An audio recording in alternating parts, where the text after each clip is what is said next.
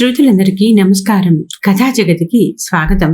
ఇప్పుడు శ్రీమతి డి కామేశ్వరి గారు రచించిన కుక్కతోక అనే కథని మీకు వినిపించబోతున్నాను. కమలకి పెళ్లివారు వచ్చారు. పెళ్లి కొడుకు ఇంజనీరు, 600 జీతం, కుటుంబం మంచి చెడ్డ అన్నీ బాగానే ఉన్నాయి. పెళ్లి కొడుకి కమల్ నచ్చింది. అంతవరకు అన్నీ బాగానే ఉన్నాయి.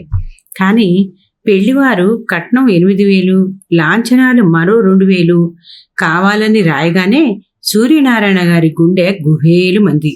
కట్నం 10,000, ఎంత హీనపక్షం చూసుకున్నా పెళ్లి ఖర్చు మరో 5-6,000, మొత్తం 15,000 ఎక్కడి నుంచి తేవటం? నీళ్లు గారిపోయారు ఉత్తరం చదివి ఆయన. మరి ఈ సంబంధం మనకి లాభం లేదే, 15,000 ఎక్కడి నుంచి తేను? నా తాహతకు మించిందైనా ఏ 5-6,000 కట్నం ఇచ్చి చేద్దాం అనుకున్నాను. పిల్ల సుఖపడుతుందనుకున్నాను. కానీ వీళ్ళు మరీ ఇంతలా తాడి చెట్టెక్కి కూర్చుంటారనుకోలేదు. నిస్పృహగా భార్యతో అన్నారు ఆయన. ఏమిటండి అంతలా అధైర్యపడతారు? ఇవాళ ఈ చేత్తో ఇస్తే రేపు ఆ చేత్తో కొడుక్కి పుచ్చుకోరా ఏమిటి? ప్రస్తుతం ఏ అప్పో సప్పో చేస్తే మళ్ళీ ఏడాదికి రామానికి పెళ్లి చేసి ఆ వచ్చిన కట్నం అప్పు కింద చెలగట్టచ్చు.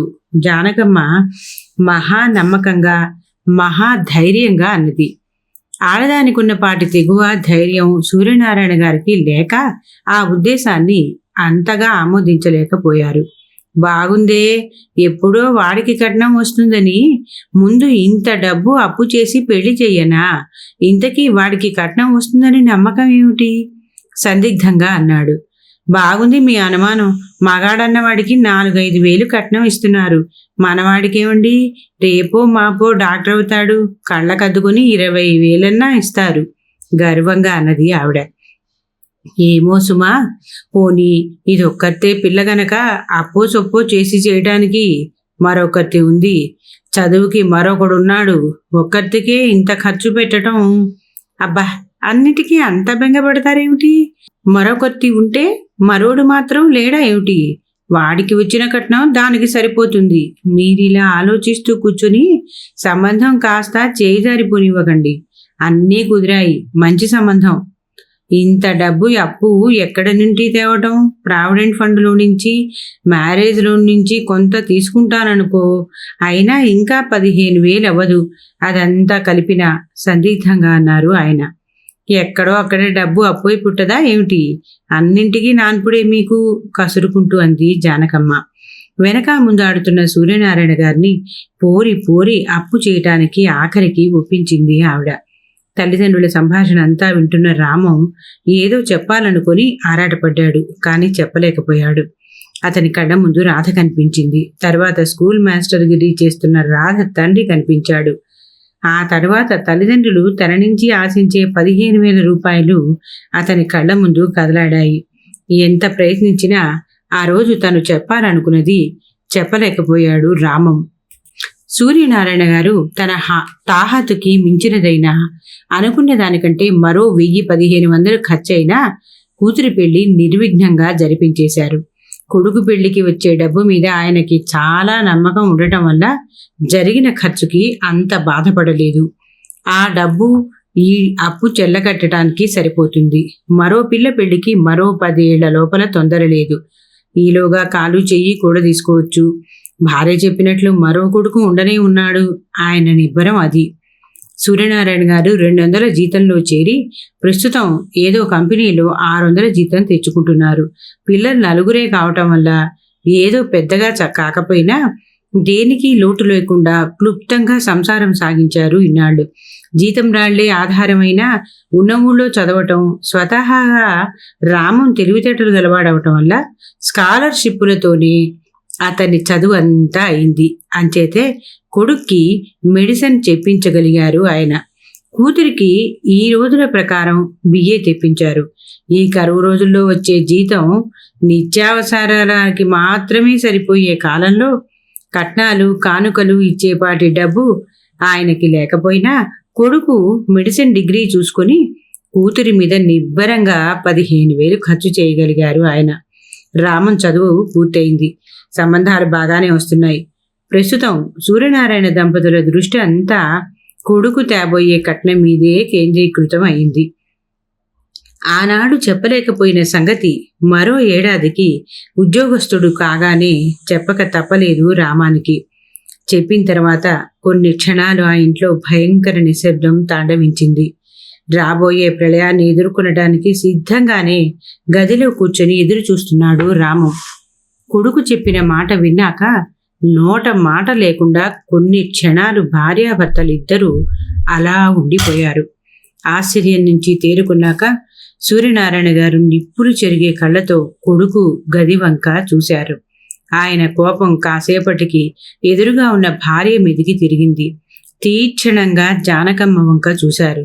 ఏ అలా బెల్లం కొట్టిన రాయిలా కూర్చున్నావు? మాట్లాడమే. విన్నావుగా నీ కొడుకు నిర్వాకం. చూశావా నీ కొడుకు ప్రయోజకత్వం? ఆ రోజు నా కొడుకున్నాడు, మూటలు తెస్తాడని మురిశావు. కొడుకున్నాడు మనకేమిటని మహా గర్వంగా కబుర్లు చెప్పావు. 15,000 అప్పు చేయించావు ఆ కొడుకుని చూసుకొని. ఇప్పుడు ఆ కొడుకు దమ్మిడి తేనని చెబుతూ ఉంటే నోరు మూసుకొని కూర్చున్నావే. కోపంగా అరిచారు ఆయన. బాగుంది, నేనేం చేస్తాను? వాడలా చెప్తాడని నేనేమన్నా అనుకున్నానా? హీనస్వరంతో అన్నది జానకమ్మ. అవును, ఎందుకు అనుకుంటావు? కొడుకున్నాడు, ఉద్ధరిస్తాడు, ఊరేగిస్తాడని మురిచావు. నీవు నమ్మావు, నన్ను ముంచావు. నేనే గాడిదని. కాకపోతే ఈ రోజుల్లో కొడుకులు తండ్రులని ఆదుకుంటారని ఆశించటం ఏమిటి? ఆదుకోవాల్సిన అవసరం వాళ్ళకేమిటి? తల్లిదండ్రుల కష్టనిష్టారాలు వాళ్ళకెందుకు? వీణ్ణి నమ్మి కోపంతో మరి ఆయన నోట మాట పైకి రాలేదు. బాగుంది, నా మీద ఎగురుతారేమిటి? కూతురికి మంచి సంబంధం చేయాలని మీకు మాత్రం లేదా ఏమిటి? కట్నాలు పోయిందే కాస్తో కూస్తో మంచి సంబంధాలు ఎలా వస్తాయి? సరే, కొడుకున్నాడు, వాడి పెళ్లికి కట్నం రాదా అని అనుకున్నాం. ఇప్పుడు తప్పు నాదన్నట్లు మాట్లాడతారే? జానకమ్మ తీక్షణంగా అంది. తప్పు నీది కాదు, వాడిది కాదు, నాది తప్పు. వాడు బాగానే ఉంటాడు, నీవు బాగానే ఉంటావు. ఎటొచ్చి అప్పు చేసిన వాణ్ణి నేను కదూ తీర్చాలి. ఏం పెట్టి తీరుస్తాను? నా శ్రాద్ధం పెట్టి. బాగున్నాయి మాటలు. వాణ్ణి పిలిచి గట్టిగా 4 దులిపి అడగలేరా? నా మీద ఎందుకు ఈ చాతగాని చిందులు? ఏమిటి అడిగేది? చిన్నవాడా చితకవాడా? 25 ఏళ్లవాడు ఇంట్లో జరుగుతున్నవి ఆ మాత్రం తెలియకుండా ఉన్నాడా ఏమిటి? అన్నం తింటం లేదా?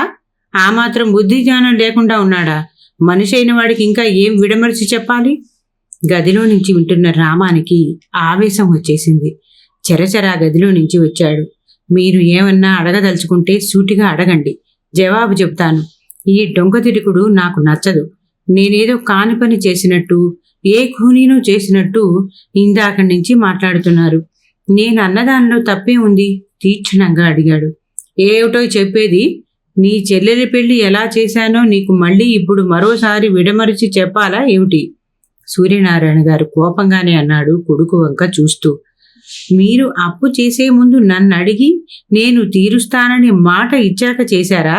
మీ కూతురి పెళ్లికి కావాలని అప్పు చేసుకున్నారు. దానికి ఇప్పుడు నన్ను అడగటం ఏమిటి? ఇందులో నా నేరం ఏమిటి? తీవ్రంగానే అన్నాడు రాము. విన్నావుటే, నా కూతురట, నా కూతురే, కానీ నీ చెల్లెలు కాదన్నమాట. నీ కూతురి పెళ్లి చేసుకున్నావు, నేనెందుకు ఆ డబ్బు తీర్చాలంటున్నావు? మా బాగా బుద్ధి చెప్పావు నాయనా.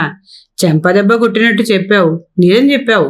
కొడుక్కి తండ్రి బరువు బాధ్యతలలో పాలు పంచుకోవాల్సిన అవసరం ఏమీ లేదని బాగా చెప్పావు. నిజమే, నా కూతురికి పెళ్లి చేశాను.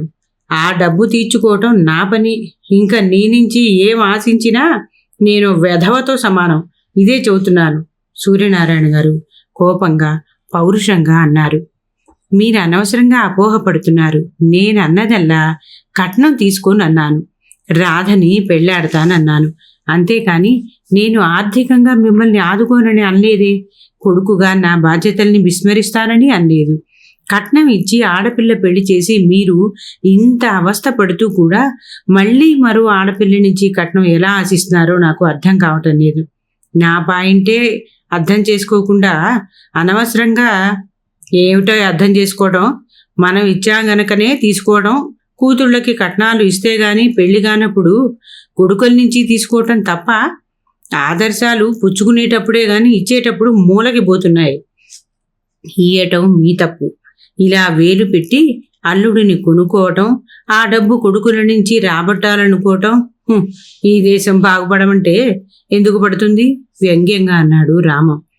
కట్నాలు ఇక ఏం చేస్తాం? అందరూ తమలాంటి ఆదర్శమూర్తులే ఉండరు గనుక డబ్బు పోయాల్సి వస్తుంది. పొయ్యేందే మొగుడు దొరకడు గనక కోపంగా అన్నాడు సూర్యనారాయణ. ఇలా ఈయటం మీలాంటి తల్లిదండ్రులు నేర్పింది. ఏ కమలకి కాలొంకరా కన్నొంకరా? డబ్బిచ్చి మొగుడిని కొనుక్కోవటానికి మీలాంటి తల్లిదండ్రులందరూ ఒక మాట మీద నిలబడి కట్నాలు ఇయ్యం అని గట్టిగా నిర్ణయించుకుంటే పుచ్చుకునేవాళ్ళు ఎలా పుచ్చుకుంటారు? దేశంలో మగవాళ్ళందరూ ఎన్నేళ్లు పెళ్లి మానేసి కూర్చుంటారు? ఎవరూ ఇయ్యకపోతే తమ మగపిల్లలకి పెళ్లి చేయకుండా వదిలేయరుగా తల్లిదండ్రులు.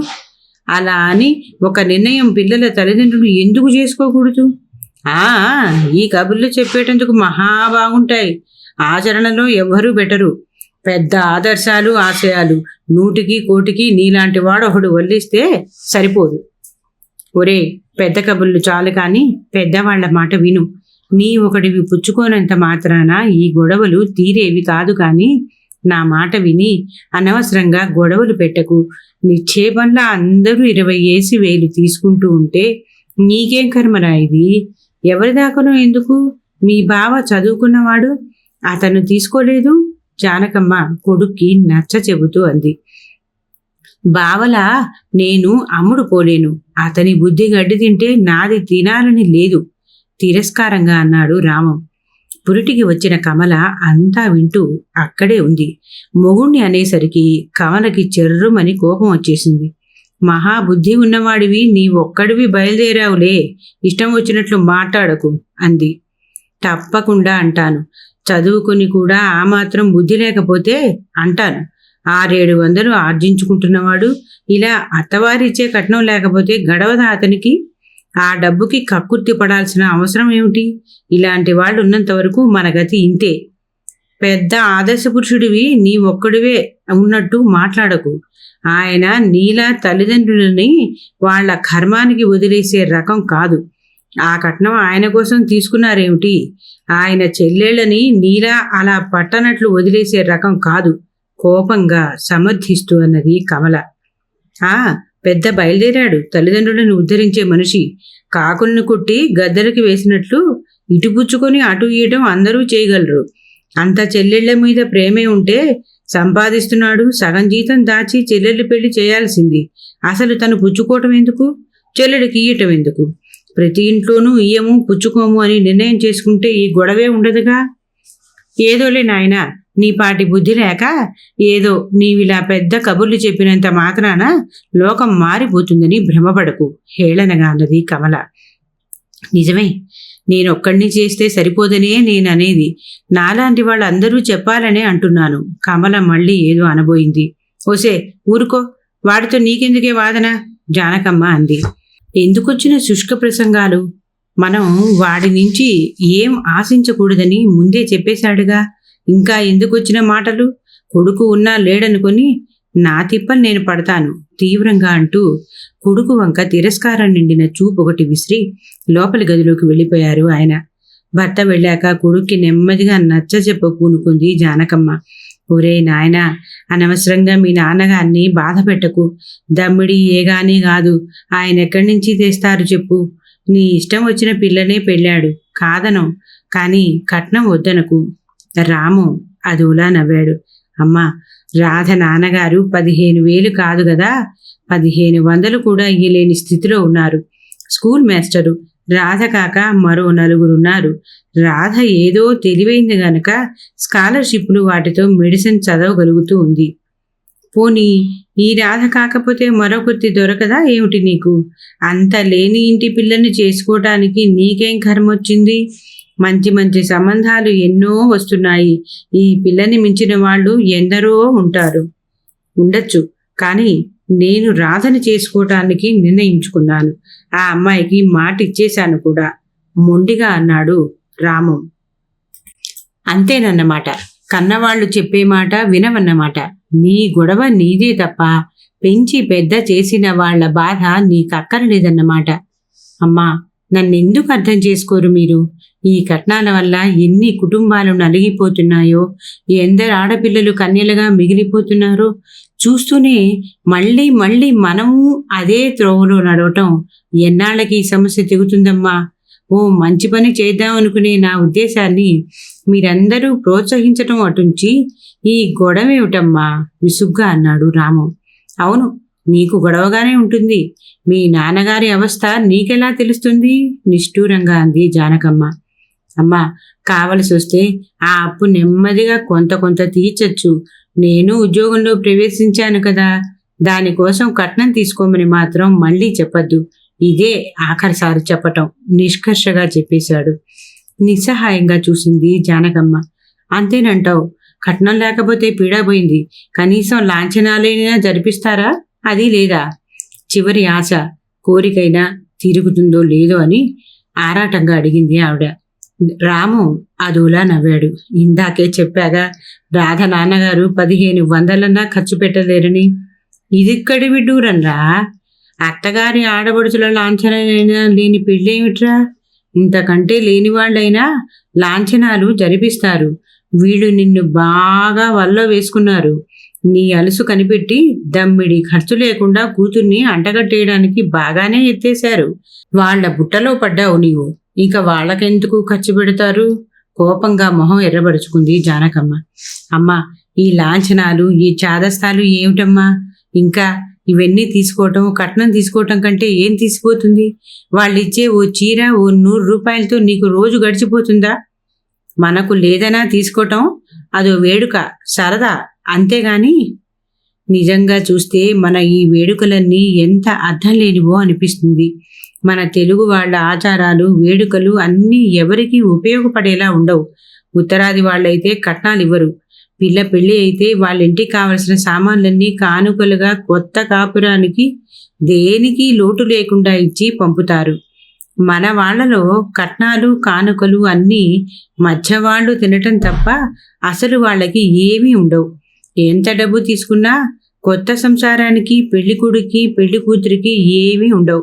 లాంఛనాలు అనడం, పానకం బిందెలు, చెంబులు, బట్టలు అనడం, అందరూ పంచుకోవటం తప్ప వధువులకి ఏముంటాయి? కట్నం తీసుకోవటం కొడుకు పేరా, ఆ కొడుక్కి ఏమీ ఉండవు. తీవ్రంగా విమర్శిస్తూ అన్నాడు రాము. జానకమ్మకి పూర్తిగా కోపం వచ్చేసింది. పోన్లే నాయనా, మేమందరం మధ్యవాళ్ళం. కన్నతల్లి, తోబుట్టువులు మధ్యవాళ్ళట. మేము తింటామన్న బాధ నీకెందుకులే నాయనా. వాళ్ళు ఇవ్వనంత మాత్రాన మాకేం చీరలకు లోటు రాదులే, కఠినంగా అంది. కోపం ఎందుకమ్మా? నీవంటే నీవే కాదు, మన తెలుగువారి మాట చెబుతున్నాను అంతే. నీ ఇష్టం వచ్చినట్టు చేసుకోరా. ఇంకా మాట్లాడితే ఒట్టు. ఏదో బుద్ధి లేక, మనసు ఉండపట్టక కన్నా గనక మాకేవో ఆశలుంటాయి కనుక అన్నాను. నీ ఇష్టం వచ్చిందాన్ని నీ ఇష్టం వచ్చినట్టే చేసుకో. నీ జోలికి వస్తే చెప్పుతో కొడుదు గాని.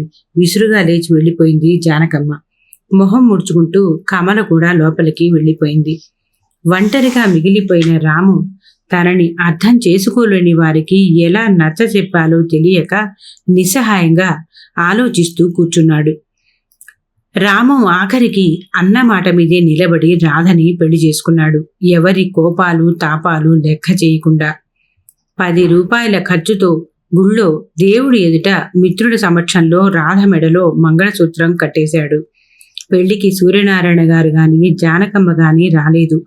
రాధ తల్లిదండ్రులు స్వయంగా వెళ్లి ఆహ్వానించినా రాము ఎన్నిసార్లు చెప్పినా ఆఖరికి పెళ్లికి వాళ్ళిద్దరూ రానేలేదు.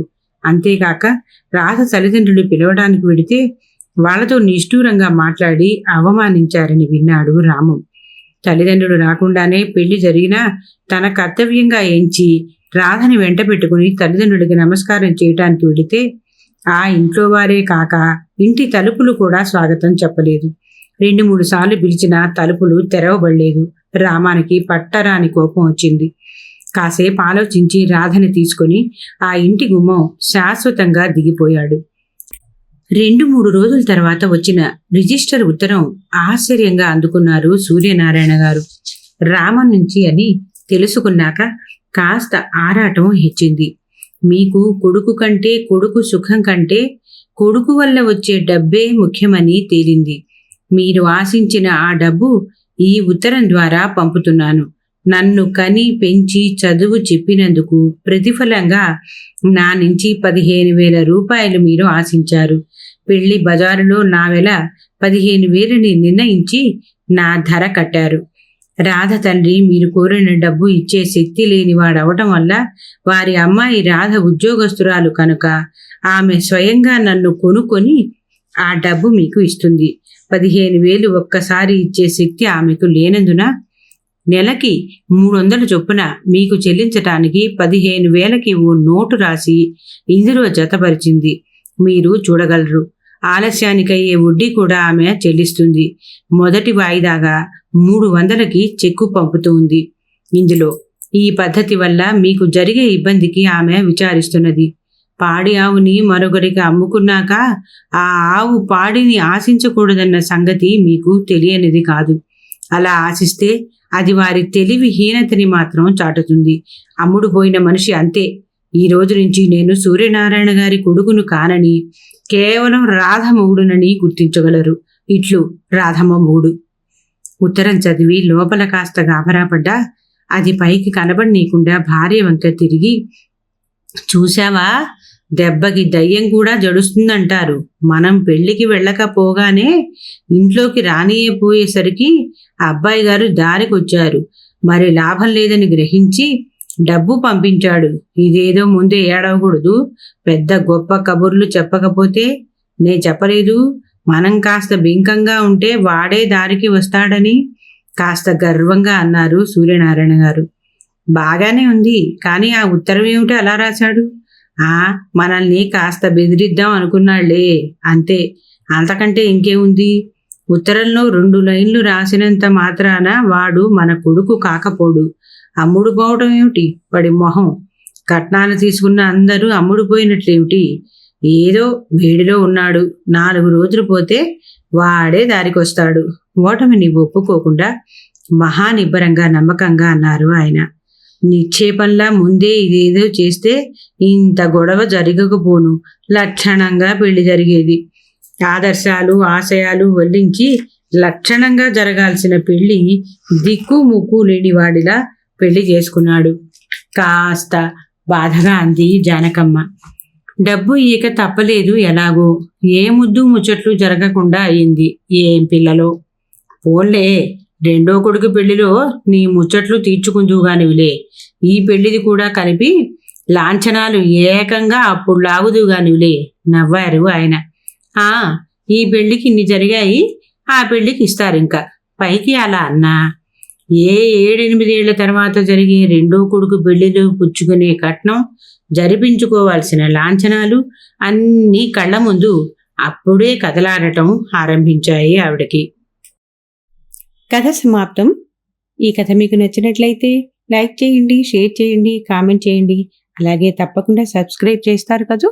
మరి ఉంటానండి, మీ భాగవతుల పద్మ.